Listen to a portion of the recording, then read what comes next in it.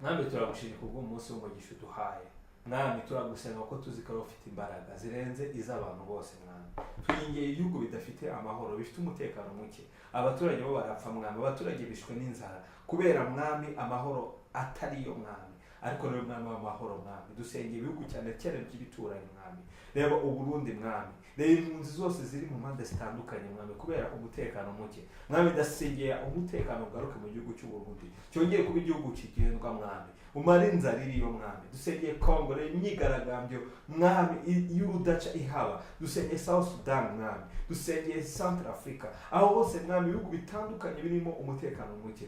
O data reba bari abaturage b'inzirakarengane ubarengere, ni wowe watanga amahoro ntihagire utera amahane. Mwami urakoze ko hari icyo ukoze. Mwami urakoze yuko uvuguruye impamvu zose zituma habaho bya bibazo by'intambara, kandi hari icyo ukoze mwami, kandi natwe tuzahora tugushima kubw'imigambi ikomeye uzaba usoreje kuri ya bihugu. Bityo ni iki cyane mu izina rya Yesu.